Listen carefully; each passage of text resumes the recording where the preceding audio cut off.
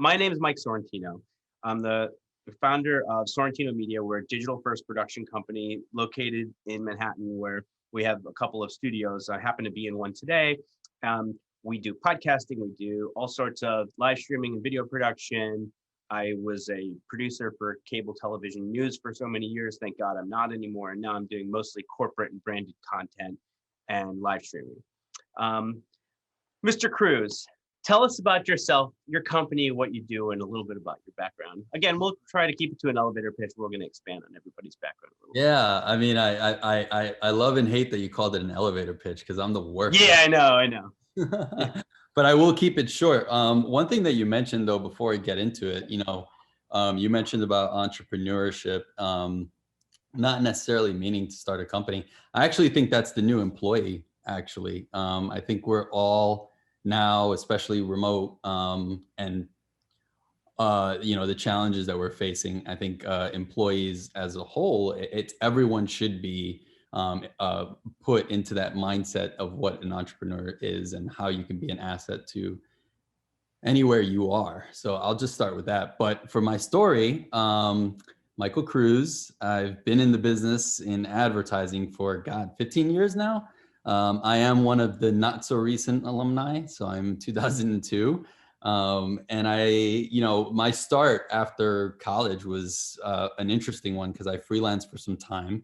And I went into advertising, gray advertising, and I actually worked with Rondell and a couple of other alums. And I'll say that I've said it when I was in college, look to your right and left, the people that you have there and who you're going through these challenges with are the people you're going to need to network with in the future. Always keep in mind that impression, that first impression, second impression, but how you work more than anything. It's so critical. But from Gray, I decided to start my own company, and it was Hiccup Media, which focused on content. The trend at the time was really, and this was in 2006, was shifting from budget cuts and production value going up through like small cameras. So I saw an opportunity. It's the other thing I want to talk about today is opportunities during challenging times. There are certainly some opportunities here. Anytime creatives or anyone, I'd say anyone who's been at Hofstra is put in a corner, we learn how to be resourceful and get out and find those opportunities. I think there are those opportunities now, even though it seems bleak. And then I went on to, it was content. And then I asked the question, why are we creating this content? So then we went on towards content strategy, getting really into target analysis, demographics, distribution. So it really became a full service agency, Hiccup. We went through a couple of different mergers and acquisitions. We became Drum, which was based in New York, Chicago, and Atlanta. And at that point, we were about 150 employees. I was still partner and, chief creative. And now during COVID, just like everyone in terms of disruption, we shut down the majority partners shut down Drum it was April. We got an email and the entire company was shut down. Clients were let go. And it was a real moment for me to reflect on what was my next step. And myself and my original business partner kind of looked at each other and said, do we really want to start an agency again? And I was like, well, let's see if we have something viable. So we started Summer Friday. So that's where I am now. Summer Friday was wildly successful. Oddly, a lot of our initial clients came over and the culture completely shifted from where it was more corporate to more of a family unit. And I got to say, it's been the most incredible ride and best decision I've made. My team is small, but we are probably the smallest, largest agency working with Cigna, E-Trade, National Grid, which is utility. So we're in financial, utility, health insurance, pretty secure places, as well as Chubb, RCA, just to mention a few. And we are just as tight as we are together, we are with our clients. So that's not so short, but that's me. How many people are at your company right now? Oh, right now it's 15 and we're looking to bring on some new, fresh talent. It's only 15 and we're managing I couldn't even tell you. This week, I think we delivered over 100 different pieces of collateral, everywhere from email to video to infographic to radio to, I mean, you name it. So we're really specialists in content. And it's just incredible what you can do with the lean team. So that's our core. It's funny that you say lean. I mean, we'll talk about that more later, but like 15 is actually a lot of people. I mean, Yeah. you know, we think of companies as like hundreds or thousands of people or hundreds of thousands of people, but you know, small business, if you have more than 10 people, that's a lot. That's a lot. But we'll talk about that more. Emily, can you tell us about you? Sure. Hey, everyone. So my name is Emily Miethner, and I'm the founder of FindSpark, which is a company that really I started the idea for it when I was at Hofstra. Shout out to Ginny, PR at Hofstra, who's here, who got me my first press hit from one of the events I hosted on campus called Not All Artists Are Starving, a Night of Networking, which was sort of the impetus for what became FindSpark. So we connect employers to diverse early career talent. So we focus on creative, business, and tech talent. So the goal is to create programs and networking opportunities and content that will not just connect our members to employers, but help educate them. Actually, Michael Gray was one of our big clients in the past. We did a really cool program with them. We created a free 8-week portfolio school with them that was specifically for folks who had not been to a formal portfolio school. So those are the types of programs that we've created in the past. We've worked with a lot of really great companies, including media companies like NBC and Hulu and HBO. So I've been doing that for about 10 years. I also became an adjunct professor in 2014, which was always a goal of mine. And I've been teaching career and social media courses at School of Visual Arts and FIT, and also used to teach at LIM College. And my new venture, which is gone way past the side project, but started out as just sort of a combination of ideas and opportunities, like Michael mentioned. I see we have one cat on the screen. I think Diana called you out. I saw your cat.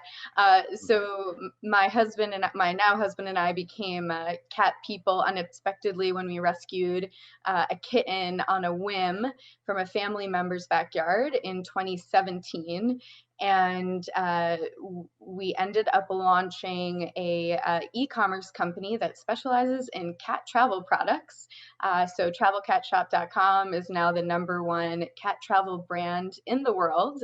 We have over 18,000 customers. We've shipped to 75 countries. It's really bananas. It's kind, it seems very random, but that's in a nutshell the things that I have going on right now.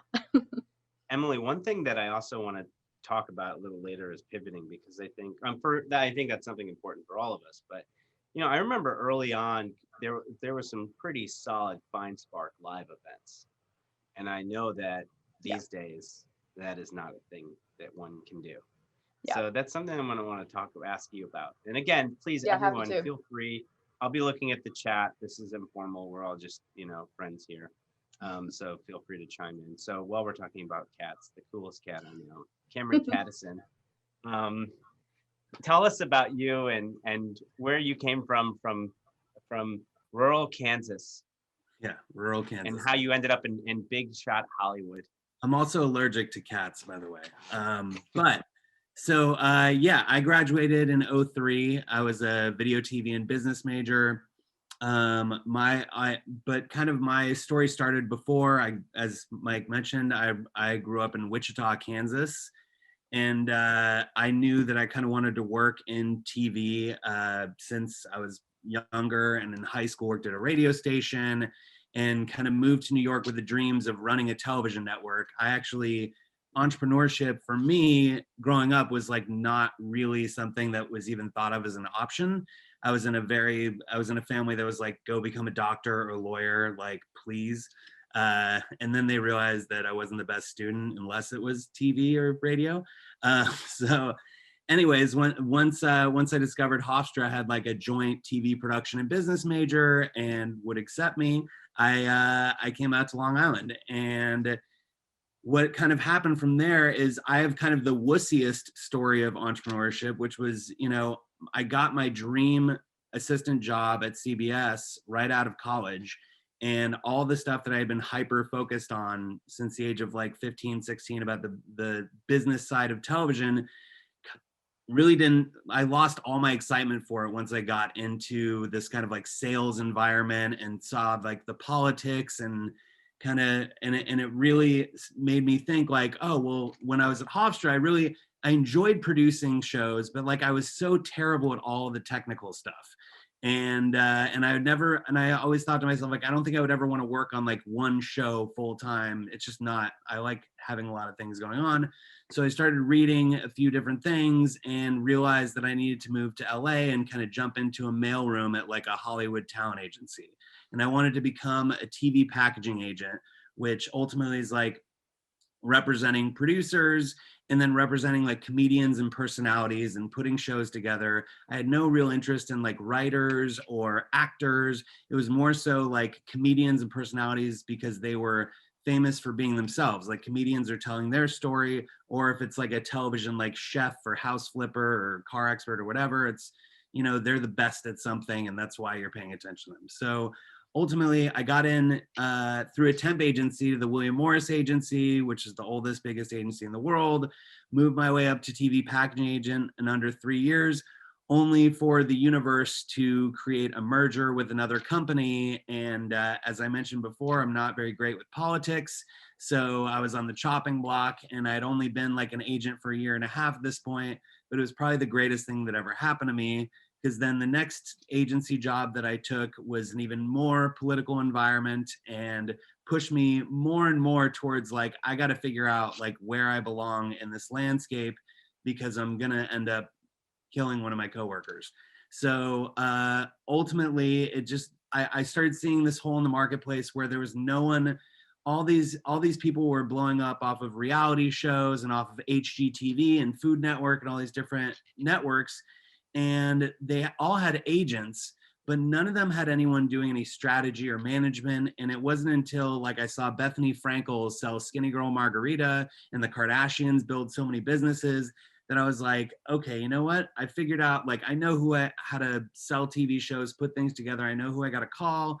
But like, I really want to move into this space and try something new and represent these people and help them, get their book deals, launch their product lines, help them kind of get their speaking and touring up and going and all that kind of 360. But also what I loved about kind of, at least on the talent side of it, was the people I was representing were all kind of their own brands and they were entrepreneurs in their own right. So I almost get to live vicariously through, my 30 clients, who are either chefs, fashion designers, mom influencers, fitness experts, etc. And then also I still represent about 10 high-level TV showrunners and directors on the non-scripted side, mostly in like reality docu-series or documentary. And then I represent a couple of production companies as well. And I started Mortar Media 7 years ago. I think I got everything right. So let me just build on that for a second.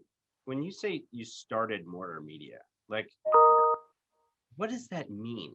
Like, did you just get together with some friend and say, well, let's create a company, or did you have a plan? How long did starting Mortar Media take? So my whole thing was gradual. It was like the political system of the Hollywood agencies was like so gross to me that it pushed me into trying to figure out like, oh, I like this process, but I don't like how they're doing it. And the universe gave me an opportunity to launch a division of a big management company it's currently called Artists First. And they represent, Tiffany Haddish, Ed Helms, Key and Peele. Like they put together a bunch of big movies, scripted shows, and they wanted to get into kind of reality and branding space. And so I saw this as like a beyond perfect opportunity for me to segue out of the agencies and try to be almost like an entrepreneur on someone else's dime. So I started this division, hired a couple of managers and brought over my assistant. And we started building it out. And under 2 years, what I didn't know was that there was even politics behind them, because even when you look at some of these companies, like they were a company that probably had about 30 employees, like they had a lot of financial backing from someone. And that's what that's stuff that I never had access to. Like I didn't know who was controlling everything. So when I thought everything was going fine and they called me in and basically said, hey, we want you to stay and we want to fire your team, I had a kind of Jerry Maguire moment where I'd always wanted to start my own company for like, the past 10 years, but I didn't really my thought was like, get a couple big clients, go out and raise money, start a company. But instead I was in this situation where I was about to lose my team that I had just started building, and I didn't want to lose them. And I knew that we were building something great. So I looked at my bosses and I said, can I have 72 hours, before you guys kick me out of the building, but I want out of my contract? And they looked at me like I was crazy. And then I went and told the two managers that I'd hired and my assistant, and I was like, bear with me guys, you're about to walk in that office and I'll get fired. I got you covered. I think, I hope, I pray. And they believed in me. And I literally took out, I have the least, sexy story. It's like, I took out a regular bank loan that anyone on this Zoom, as long as you have decent credit, can probably get, just to kind of, patch up any holes before we started making money off the clients that we had. Because we already had, I believed in the clients that we had and the assets that we were going to be able to take with us. So, but ultimately no one tells you when you start a company that, no one teaches you about cash flow. And when you're a salaried employee, you're just like, oh, I'm getting my paycheck every 2 weeks. Great. But when you start a company, and especially in our first year, I didn't take a salary, and my two partners took very minimal salaries. But what happens is the first couple of months, there was no cash coming in. Even though we were doing deals, it was going to take months and months, and we were the last ones that are going to get paid as kind of the representatives. And just by the grace of God, by September of that year, the cash flow started coming in, and we were literally at the point where we were probably in the red, almost six figures, and credit card debt with the loan and all this stuff. And by the end of the first year, we were able to pay back everything and get it off our books for the next year to be kind of clean. So it was just a year of scariness.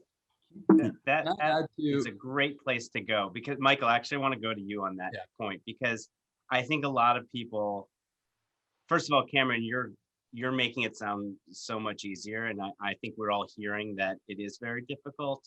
And Michael, building on that, where the F do you get money to start a company? And how do you get I just hire people? That's a big risk to say to somebody, bank your freaking career on me, and I don't know if I'm going to be able to pay you next week. Tell me about, Michael, in the early days especially, what was that like and how did you do it? Yeah, I might actually oversimplify here, guys. I might make it sound even easier, to be honest. But so here's the thing: is I'm seen as a very risky person, but they're very calculated risks. So what I mean by that, I'm going to take it back a little bit further from where Cameron jumped off, where it's, I'm an asset. Anywhere I'm placed, if it's full-time employment, for example, at Gray, I was looking for gaps, opportunities, what can I change in the industry? What makes sense, right? And I think that what I did was I built about 3-month pad. Actually, it was $5,000, to be honest. And I was like, there's an opportunity. I believe in the opportunity, but I'm not quite ready to pull the trigger on it. So what I did was I actually went to my employer at the time and said, hey, I want to freelance, and freelancing will allow me to develop my reel, which would make me a bigger asset for you guys. Are you okay with that? And they said, yeah, sure, of course. Okay, great. Can I work here after hours and build on that? They said, sure, no problem. So then now it was easier because I had an established office where I was bringing my freelance clients and I was building relationships. So they were coming to this massive building in Midtown that wasn't mine, but I was like, it was amazing. The front was amazing. But the reason I bring that up is because whether you're working at a Starbucks or working somewhere else, there are things you need to secure for yourself and your life. Don't throw everything, right? You don't want to take that full risk where you're challenged and you're extremely scared about what tomorrow looks like. And then that pressure doesn't allow you to even clearly think, to strategize on how you build on it. So I needed to give myself 3 months. It was $5,000, and that's it. And honestly, I knew that, and it took exactly 3 months for my first client to pay us out, which gained us another 2 months. And as I was doing that, it was a slow grow, but you have to be smart about it. To Cameron's point, you know, they don't teach you about salaries and all of those things. I didn't get paid for the first 2-3 years.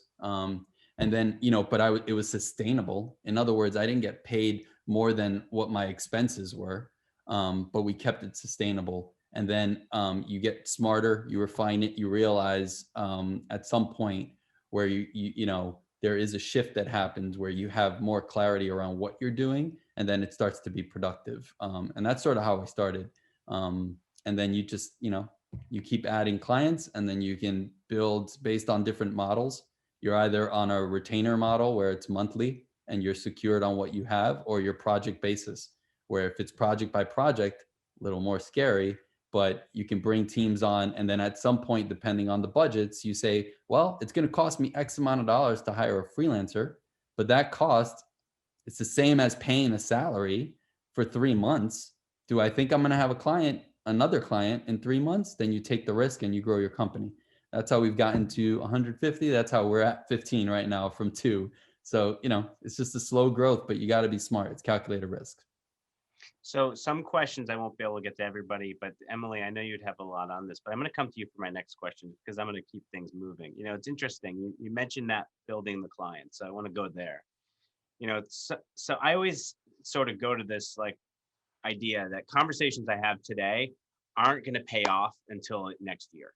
You know, like Cameron said, it's like, you know, it takes that. So Emily, you built a pretty solid roster of clients.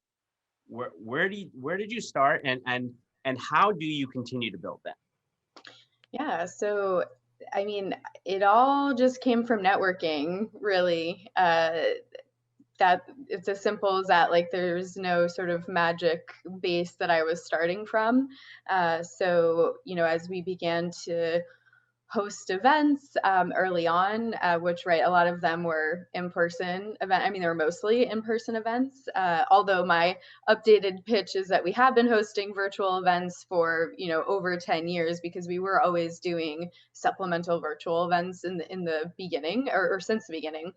So we're not new to virtual events, and that pivot. But yeah, it was just a lot of networking and cold outreach and relationship building, and a ton of putting myself out there. I mean, I was going to events all the time. I had a Hofstra professor who, you know, his mantra was, you know, meet 10 new people a week or something like that, and he was definitely a big inspiration. So yeah, I would just go to events, network, build relationships, and follow through a lot as well. And I was building FindSpark on the side of two different full-time jobs at the beginning. So I also took a pretty step-by-step approach. So I had a traditional 9-to-5 job that I got through a Hofstra career fair, my first job out of school. And then I'm a huge believer in always doing something on the side. So I had gotten offered a freelance job right when I got my first full-time job. And I think a lot of people probably would have said, you know what, I just got a full-time job. Why do I need a freelance job? Or I don't want to distract myself. But I was like, heck yeah, give me everything. I'll take it all. And I was freelancing for the company that would then become my second employer, which was a startup. So very different environment. I went from like a big corporate traditional company where I got yelled at for laughing too much occasionally, because I have a very loud laugh, to a small startup of about 5 people. One thing I would note about those 2 jobs, and if you're interested in entrepreneurship but you want to do it sort of more slowly, see if it's a good fit, I would recommend trying to get a job where no one has done that job before you, because that was my experience in my first 2 jobs. I was always like the first one to have the role that I had, and I never, this might sound a little like high and mighty, but I never had a boss who knew more about what I was doing than I did. I had bosses who knew way more than me about, things in general and were way more experienced, but I was doing social media jobs basically. So I never had someone really hardcore mentoring me in the role that I was in. I had to just figure it out on my own. And so if you feel like maybe you've already had roles like that, where you just have to figure things out and you don't have a micromanager boss, that's a good sign, I think, that you are ready for entrepreneurship, because it means you can self-manage and you know how to be proactive. And especially if you're going to be in a business where you're trying to get your own clients, you have to be super proactive. It's so much about relationships and just putting yourself out there. So yeah. I want to go around to the three of you and ask you two questions. This came last night. I was walking by Lincoln Center. There's a big fountain there. And it was a bit of an emotional moment for me, because I remember when I first started the company and I was trying to do outreach, and I reached out to my friends and family and everybody in my network. I'm like, I'm going to start a company. And they're like, most people are like, cool, production company, good luck.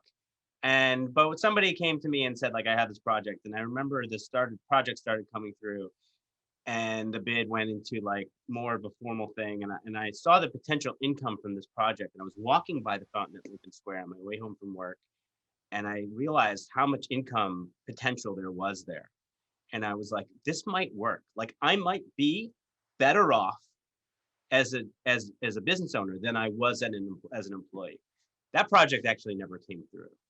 And I had to fight really hard to get to that point. But I was walking by the fountain last night and realized that the size of that project is like, it's not a big deal for us anymore as a company. And I was like really taken aback. So I want to ask you guys each, what was your first big client, big breakthrough? Cameron. Oof. It's funny, like so when we started the company, our first year, one of my partners, we started the company with 3 partners and 2 employees, and then now it's actually just me and 1 partner and our assistant. We're very lean, but that first year, my current partner, who I had hired for like peanuts at the time, had this car guy on Discovery Channel that just exploded. And literally, his name is Richard Rawlings. He has a show called Fast and Loud. And it was basically December or November, right before we launched the company officially in January, even though we like secretly kind of knew it was happening in the October before. And we got a phone call from Discovery Channel that was like, listen, his show's doing great. We want to pick up like 2 more seasons, give him a spinoff, renegotiate a whole new deal right after the new year, like literally right when we were exiting cleanly to start our own company. And we knew it was going to be like a big enough deal that was like going to, like, when we looked at the numbers, we're like, that deal and then like another deal that we had with like Dodge and General Motors, we were like, oh my God, like these 2 deals alone, we're going to end up, we're fine for the first year. This is great. We're like, and then, like I said earlier, the cash flow thing, like we didn't see a penny from those deals until like the end of the year. But that was really like the moment where I was like, okay, we can make this happen. And then my first year of the company, I sold 4 series that I got executive producer credit and company credit on. I was like, oh my God, this is amazing. It's so easy to sell shows. We're going to be great. And that was kind of the opposite. I got really spoiled early, and I have not had a single series since, but it's okay. So yeah, I mean, we just had this amazing kind of aha moment that like literally the month before our company started, we got the call that was like, hey, you're going to have a deal that's likely going to float you. And we're like, I feel okay. And even when the cash flow stunk and I felt like I was really like, I mean, I had moved into like, I was subletting a back room in someone's house that was like 1/4 the price of what I had been paying rent before. Like I really like leaned into it. So anyways, even when I was like super broke, I was still kind of like optimistic because I knew that we had that deal coming in, and that was kind of like the one thing that really gave us the confidence. And then ultimately, over time, just having a few really great clients that have blown up makes it a lot easier for us to, like, you know, get our phone calls returned and make things happen. And in that first year when no one knew who the hell we were, you know, at least by company name, it was, that deal basically kept me optimistic. Sales cures all ills, as they say. And we're going to get to the low point in a second. But Michael, tell me about your big client, big breakthrough when you realized this is going to work. You're muted. Look at that, I was being polite. I love this question for a lot of reasons, because it kind of allowed me to reflect to your point. It's actually really funny because the first, when I thought it was viable was when we got our first paycheck that sustained us for the next 3 months. So like what I was saying before, we started the business in August and the check came in December into the new year, and the check was 23 grand. And it was like, whew, like this is our lifeline for a couple of months. And then what's funny about what you said is the emotional grit that comes with continuing, because I've hit between then and now, there must be thousands and thousands of opportunities that have felt like this is going to change the outcome of my business, which have fallen through. Or even just recently, we locked down a massive project with Cigna that was sustaining us for the year, and they cut the budget in more than half, right? So like there are so many ups and downs where you have to, there's a confidence that you just build. It's sort of this perspective of like, things will be all right. And I think that when you get your bases met, like the basics, and that's what I was getting at before, it really sets you up for those things. But that check that came in December was the lifeline that pushed us forward. And then the big opportunity came when we signed E-Trade as a retained client. And that's been a 13-year relationship. That's amazing. Emily, what about you? 13 years. That's so impressive. They outlasted most of their employees. Wow. Yeah. That's amazing. Yeah. So I think building relationships is so important. One is like, you're probably going to mess up at some point. And if you have a better relationship with that client, they're going to be more willing to give you a pass, when it happens.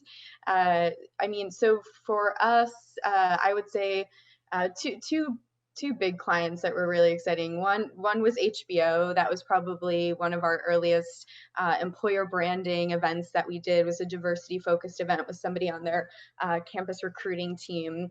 That was a big one. Obviously, it was an easy sell to our community members. Like, everyone wants to work at HBO, and probably still does.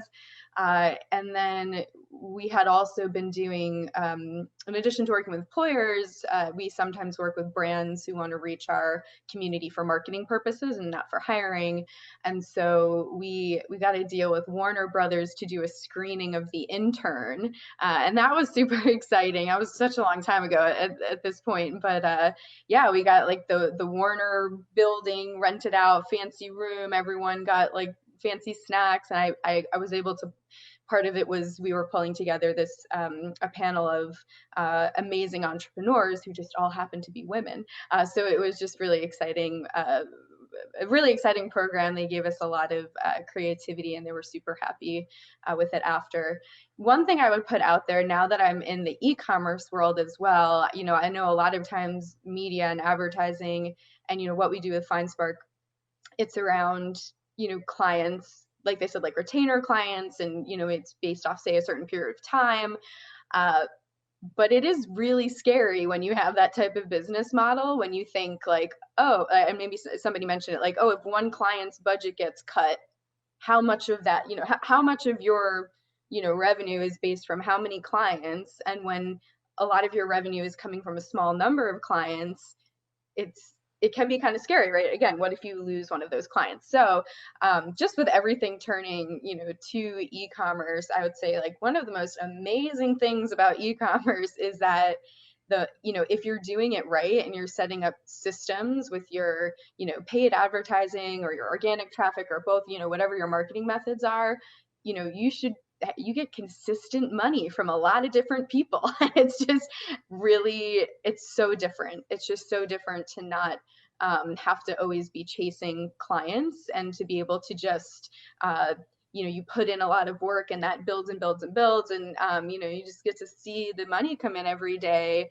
And it's not like you're on a constant hustle of pitching to get big clients to keep you afloat. So just something to think about, because if that stresses you out, like the world of client work is probably not for you, because it can be very The stressful. difference is really- selling like a service and product. Big difference. Mm-hmm.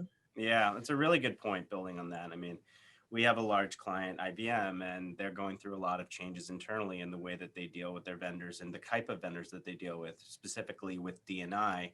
And I am not a women and minority-owned business. And so, I need to just sort of take it on the chin and realize, like, this is for the better part. This is for the world. It's not for me. And so it's an interesting challenge. To your point, we also, as a company, need to be smart and not bank on IBM.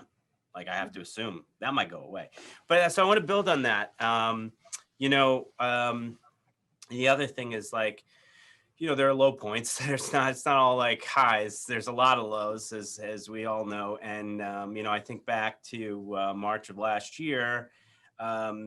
This room that I'm in was the first built room that we built when I started the company, and it made it into a tiny studio. We had quite a bit of growth over the last few years. And then I made a big gamble and decided that I'm going to expand physically expand the company into multiple studios, brand new offices and studios, and just really make the footprint of the company a much more inviting and professional space. We literally took occupancy of our new space 3 days before New York City shut down. And our landlord didn't really care. It was certainly a moment that, the weight of the world was really on me, because I've got now salaries and freelancers and people that depend on me, in addition to landlords and commitments and construction bills. So I want to go through now. What are some of the low, and I'm happy to later on in our breakouts, because we're getting close. We've got about 5 more minutes before we do breakouts. Well, I'm happy to explain, how I pulled out of it. But Cameron, low point for you. What was the worst friggin' moment? I mean, I'll be honest with you, like every amount of stress and low point I had as an employee was worse than any low point I ever had in my company. Even when I saw like that we had like 6 figures in debt at one point our first year, and that I was living in the back of someone's house, and we had our third partner that we started the company with was just not, she was losing us money while me and my current partner were doing really well. And ultimately the low point was really honestly just like the emotional stress of having to break up with a business partner and like basically fire a partner and create an exit plan and deal with lawyers and blah, blah, blah, blah. That was the low point. But I can honestly say that, like, through the ups and downs, like even like last year, I made 50% of what I made the year before. And last year was supposed to be like the tipping point for our business. And it just ended up being like half as good as the year before because of the pandemic. I still was a zillion times happier than I think I would have ever been working at a company. So I don't know. That's Emily? I would say similarly, employees that don't work out is just the worst. I've never had a super large team with FindSpark specifically. And so especially when you have a small team, if when it's rocking, it's awesome. And you feel like a family unit, it's great. But then if you get one person that doesn't jive or is not a good fit, it's just a real bummer. So I would say in general, it's always been that. And then with the e-commerce side, our worst, we actually were just thinking about this the other day. The worst experience was working with a 3PL, which is called a third party logistics company. So basically when we got so big that we couldn't fulfill our products ourselves like we were doing, we hired that out. And I have so many horror stories from that experience. But the sort of takeaway that I would give is that when stuff isn't working out, like don't let it sit, because that it's so easy to avoid problems when they come up. And the longer you take to solve bad issues, the harder it's going to be to solve them. And that's just another huge thing with entrepreneurship. It's basically like a constant game of problem solving.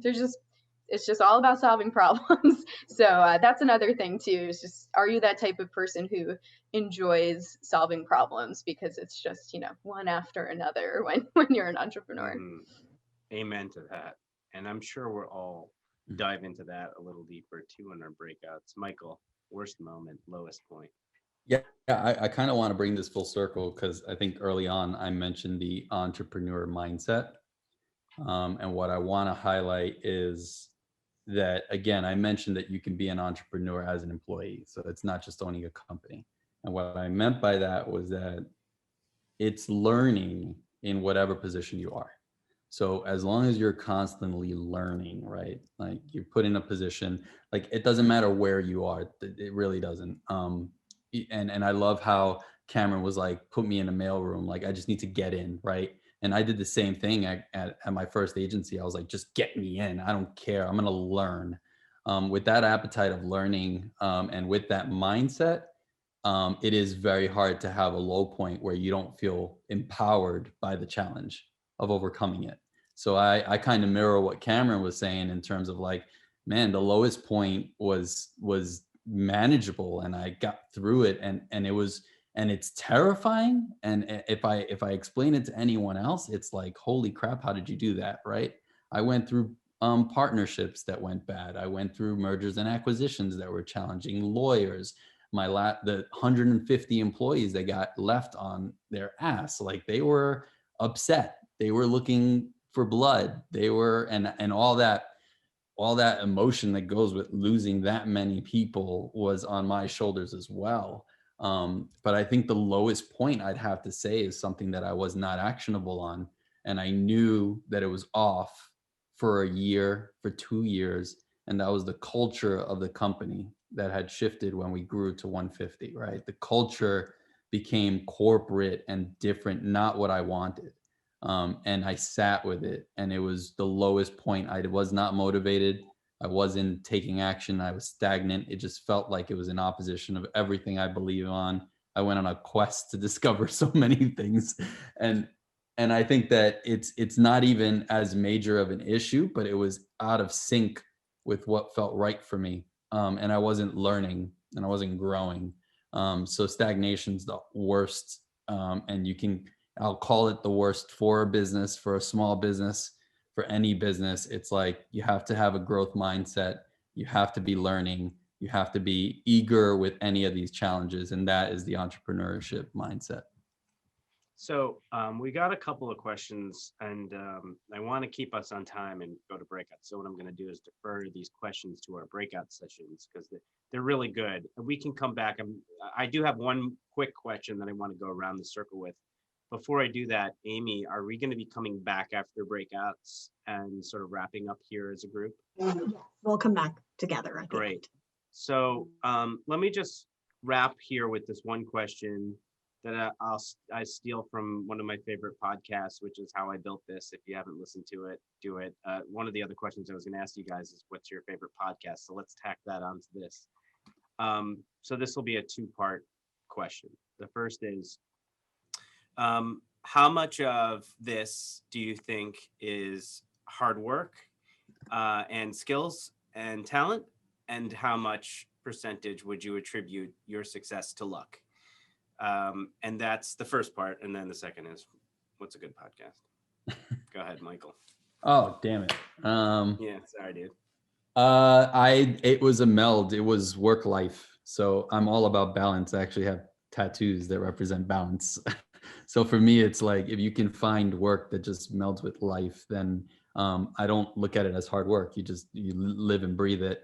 But I would say if I were breaking it down to, percentages, what I would say it's a lot of hard work and love.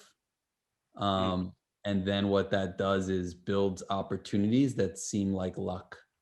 But I think that it's confidence and that kind of hard work and love that I always say this to everyone, actually. This is the thing I go with, which is it's always easy to connect the dots backwards, but really hard to connect them forward. So when you look back, the dots are all aligned and you're like, wow, I was lucky. It's like, no, you're aligning dots even forward. So I don't know. I don't know if that answers it. No, that does answer your question. Do you have a podcast recommendation? Oh man, I'm learning Russian, so I've been listening to a ton of Russian podcasts, and I love Brene Brown. She's awesome, so I listen to that. And I don't know if I have one particular. Oh, Pivot. Go with Pivot. Pivot is Cool. Pretty amazing. Very cool. Emily, I'm so excited that you're making me. How much is hard work? You're making me feel like I'm on How I Built This, which is one of my favorite podcasts.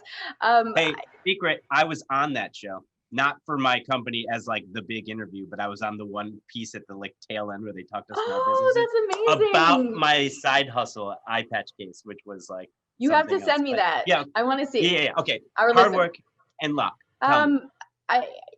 Combination of both. I mean, honestly, I'd say with FindSpark, it was really like hard work. Like I built that from the ground up. I spent so much time networking, just blood, sweat, tears, like boots to the ground. So I don't think it was lucky. Like I spent so much time on relationships. That's really what it was, relationships and just delivering on what I, promised these people. With Travel Cat Shop and Your Cat Backpack, I would say that had a bit more of a being set up and ready for opportunity to greet you. And somebody I know asked about partners. The people you work with are like literally all that matters. So for me, the best partner my most successful business endeavor is with my husband. And I don't think that's a mistake or a coincidence, but so Your Cat Backpack is the first, or Travel Cat Shop is the first business that we are like 50-50 completely in on. And that kind of, I got inspiration from a FindSpark employee who sent, anyway, it was a little more luck, but it was because we had this experience that we brought together, him with the paid marketing and me with community and social and brand building. So it was really like a marrying of two things, but also that one was a bit more of a right time at the right moment. For cat backpacks just were a big thing 3 years ago, and now they're just on the rise and we got in early. So a little bit more luck there. And what do you want to recommend for a podcast? Oh my gosh, all of mine are so specific and random. I feel like I can't give, I mean, I listen to The Daily, which is so generic, but my recommendation would be find like the really niche podcasts. I'm like too embarrassed to recommend some of these because they're so specific. So let's just say there's a podcast for everything. So love it. Mr. Kadison, we end with you. How much of your success do you attribute to luck, and how much do you attribute to hard work and skills? So, I mean, I literally, I feel like in my 20s, my whole thing, I was raised like, you got to like put your head down and outwork everybody. And so in my 20s, I felt like when I was at these big companies, I was like, I'm going to be rewarded if I get here earlier, stay later, if I out network everyone on the weekends and the nights and whatever. And I did all that. And the networking part is actually, I can honestly say was like the biggest benefit, but really ultimately, what's the quote? It's like luck is like opportunity meets preparedness or whatever. Isn't that the quote? So I was working hard, and I was, I felt, and it wasn't really working for me. And then somehow like what I thought was the worst things, being fired from one company, getting pushed out in a merger on another one, and having to get rid of my team at another company, kind of like pushed me in the space where ultimately like it looking back on it, like I could say that I was lucky, but really I was put in bad positions, but I had put in the work to get through them easily and succeed, I guess. Is that right? It's right. Yeah. And then wrong answer. As far as podcasts go, I literally only I don't listen to a lot of I don't listen to a lot of business podcasts, just because I feel like when I'm not working, I'm more like, I recommend kind of getting in touch with yourself a little bit. So check out Ram Dass's podcasts on Spotify or Apple, and kind of learn a little more about who you are as a person and find your passions and, you know, stop overthinking things and become an entrepreneur, everybody. You know, I know we're closing here. I feel like we could have gone for a really long time, but we also want to be mindful of everybody else's time and the fact that you have lives and all of that. I will leave you with a couple of things. First is we're happy to share our contact information. You know, I think the best thing would be to do is to connect with us all on LinkedIn.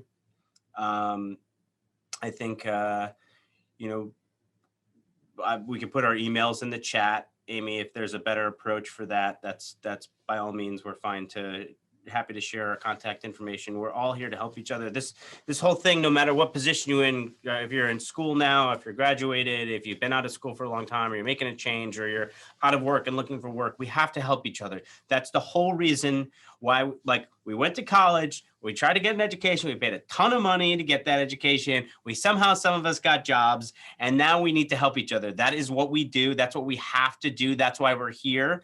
So please call on your network. We're here for that.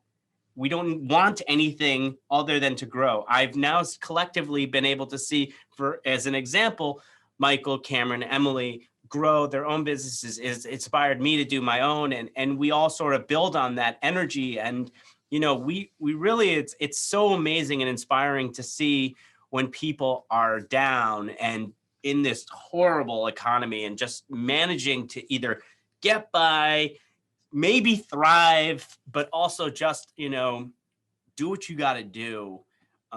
Because knowing that, like, it's actually, it's probably going to be better, right? I mean, I think it's going to be better this year than last. And, you know, I just hope this was a valuable session for everybody. We're going to do more like this. I encourage everybody to please reach out to me.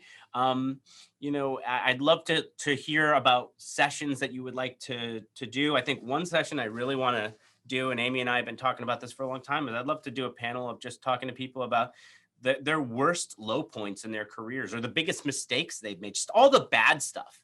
Because I think, you know, it's so easy for us to talk about all of, like, the great things, and it is important, but, like, you know, we all, like, there's, like, a lot of bad things, but with that comes such great lessons and so many things that we can build off each other. I also want to give a shout out to Hillary Needle, because Hillary ran the Hofstra School of Communication Alum Association for so long and did such a great job with it and put together so many great events, in-person ones. And Hillary has been a great advisor to me in terms of how to do this. So please just know that she's also a tremendous resource. I'm putting you on the spot there for this. That's okay. That's okay. I'm very proud of you, Mike. You did great tonight. With that, Amy, I'll turn it over to you. But before I do so, I would just love to say a huge, huge thank you to Emily, Michael, Cameron, just three wonderful human beings who I've been able to know in person, but also just sharing all this info and being so authentic and real. Like, you guys are great. Thank you for taking the time, everyone, today, and all of you guys tuning in. I really just hope this was valuable. That's the whole goal.